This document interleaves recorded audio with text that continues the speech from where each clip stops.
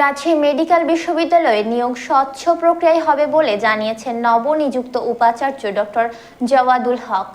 দায়িত্ব গ্রহণের পর আজ রাজশাহীতে কর্মরত সাংবাদিকদের সঙ্গে মতবিনিময় সভায় এই প্রতিশ্রুতি দিয়েছেন তিনি। বেলা 11টার দিকে বিভাগীয় কন্টিনিউইং এডুকেশন সেন্টারে এই সভার আয়োজন করা হয়। সভায় উপাচার্য বলেন, নতুন এই বিশ্ববিদ্যালয়ের নিজস্ব ক্যাম্পাস ও ভবন নির্মাণ, পোস্ট গ্রাজুয়েশন কোর্স চালু এবং গবেষণা কার্যক্রম দ্রুত সময়ের মধ্যে বাস্তবায়ন করা হবে। ডক্টর জওয়াদুল হক বলেন, রাজশাহী মেডিকেল বিশ্ববিদ্যালয় প্রতিষ্ঠা করার প্রধান উদ্দেশ্য ছিল তিনটি, যার মধ্যে অন্যতম রাজশাহী জেলা ও আশেপাশের প্রায় 2 কোটি মানুষকে স্বাস্থ্যসেবা প্রদানের লক্ষ্যে 1200 শয্যা বিশিষ্ট একটি বিশেষায়িত হাসপাতাল নির্মাণ, চিকিৎসক, নার্স ও অন্যান্য স্বাস্থ্য বিষয়ক জনবল তৈরি করে কর্মসংস্থান সৃষ্টি, 10টি ফ্যাকাল্টি চালু করা এবং চিকিৎসা সেবা মানকে আন্তর্জাতিক পর্যায়ে উন্নতি করা।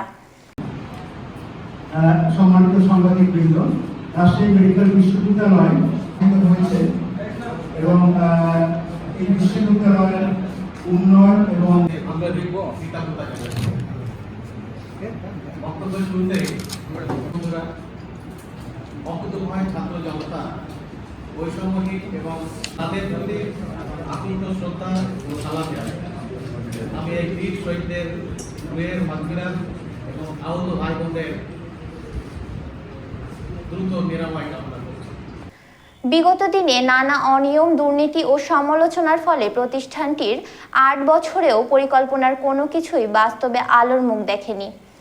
উপাচার্য আরও বলেন, আমি সবে দায়িত্ব গ্রহণ করেছি, আশা আকাঙ্ক্ষার জায়গাগুলো নিয়ে কাজ করব এবং দ্রুতই রাজশাহী মেডিকেল বিশ্ববিদ্যালয়ের ভৌত অবকাঠামো নির্মাণ করে স্বচ্ছ নিয়োগ প্রক্রিয়ার মাধ্যমে প্রতিষ্ঠানটির সামগ্রিক উন্নয়ন বাস্তবায়িত করব।